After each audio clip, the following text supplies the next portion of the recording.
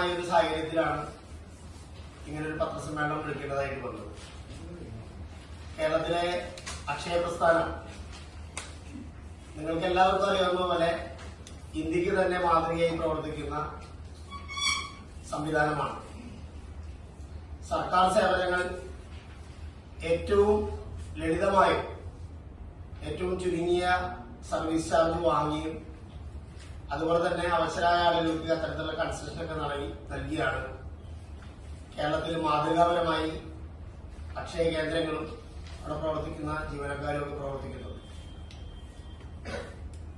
കഴിഞ്ഞ 8 വർഷക്കാലമായി ഈ അക്ഷയ മേഖലയിലുള്ള സർവീസ് ചാർജ് സർക്കാർ വർദ്ധിപ്പിച്ചിട്ടില്ല.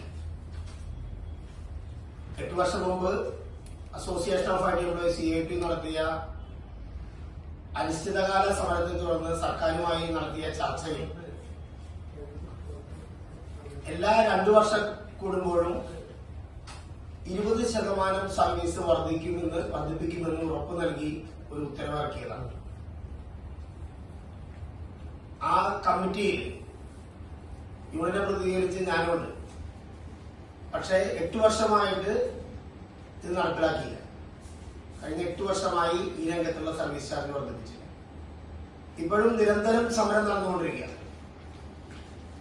നിരവധി സമരങ്ങൾ നടത്തി. സമരം നടത്തുന്ന ഘട്ടങ്ങളിലൊക്കെ ഗവൺമെന്റുമായി ചർച്ച ചെയ്ത് പരിഹരിക്കുമെന്ന് ഉറപ്പു നൽകുക മാത്രമാണുള്ളത്. പക്ഷെ പരിഹരിക്കപ്പെടുന്നില്ല. ഇപ്പോ ഈ പത്രസമ്മേളനം അടിയന്തരമായി നടത്താനുള്ള സാഹചര്യം നമുക്കറിയാം. കേരളത്തിലെല്ലാം തദ്ദേശ വകുപ്പിന്റെ സർവീസുകളെല്ലാം കെ-സ്മാർട്ടിലാക്കി. പുതിയതായി വന്ന സംവിധാനമാണ്. 2022 പഞ്ചായത്ത് വകുപ്പിന്റെ നിർദ്ദേശത്തോടുകൂടി IT വകുപ്പ് ഒരു ഉത്തരവിറക്കിയിട്ടുണ്ട്.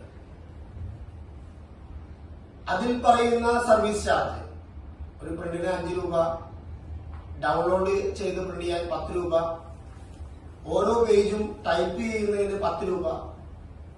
അതൊക്കെ ചുരുങ്ങിയ ഫീസാണ്. പക്ഷെ ഇപ്പോ ഈ കഴിഞ്ഞ ദിവസം ഇറക്കിയ ഉത്തരവില് ഒരു പ്രിന്റ് ചെയ്യുന്നതിന് 3 രൂപയാണ്, സ്കാൻ ചെയ്യുന്നതിന് 3 രൂപയാണ്. ഇത് 8 വർഷം മുമ്പുള്ള സർവീസ് ചാർജാണ്. ഇന്നത്തെ കാലത്ത് നടക്കുന്നതാണ്. കേരളത്തിലെ അക്ഷയ കേന്ദ്രങ്ങൾ 3000-ഓളം അക്ഷയ കേന്ദ്രങ്ങളുണ്ട്. അവിടെ പണിയെടുക്കുന്ന 50,000-ഓളം തൊഴിലാളികളുണ്ട്.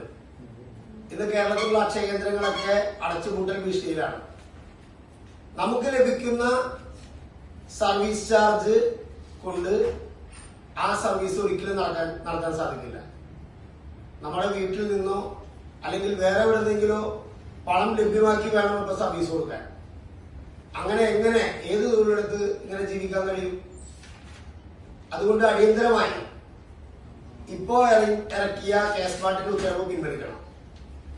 Association of IT. എംപ്ലോയീസ് സംസ്ഥാന കമ്മിറ്റി ഈ സർക്കാർ ഇറക്കിയ ഈ സർവീസ് ചാർജ് ബഹിഷ്കരിക്കുകയാണ്. അക്ഷയ കേന്ദ്രങ്ങളെ വഴിയാധാരമാക്കിക്കൊണ്ട് അവിടെ പണിയെടുക്കുന്ന ജീവനക്കാരെ വഴിയാധാരമാക്കിക്കൊണ്ട് ഒരിക്കലും നമുക്ക് ഇത് അംഗീകരിക്കാൻ കഴിയില്ല എന്നുള്ളതുകൊണ്ട് ഈ സർവീസ് ചാർജ് ബഹിഷ്കരിക്കുകയാണ്. സർക്കാരുമായി ഇന്നലെ വിവിധ തലങ്ങളിൽ ചർച്ച നടത്തിയിട്ടുണ്ട്. അടിയന്തരമായി പരിഹരിക്കണമെന്ന് ആവശ്യപ്പെട്ടിട്ടുണ്ട്. അങ്ങനെ അടിയന്തരമായി പരിഹരിക്കാത്ത സാഹചര്യത്തിൽ ശക്തമായ സമരവുമായി മുന്നോട്ട് ഏതറ്റം വരെയാണ് പോകണമെങ്കിൽ ആ അറ്റം വരെ പോയിക്കൊണ്ട് ഈ കേരളത്തിലെ അക്ഷയ കേന്ദ്രങ്ങളിൽ പണിയെടുക്കുന്ന തൊഴിലാളികളെ സംരക്ഷിക്കുന്നതിന് വേണ്ടി association of IT. Employees CIT ശക്തമായി മുന്നോട്ട് വരുമെന്നാണ് ഈ അവസരത്തിൽ സൂചിപ്പിക്കാറുള്ളത്.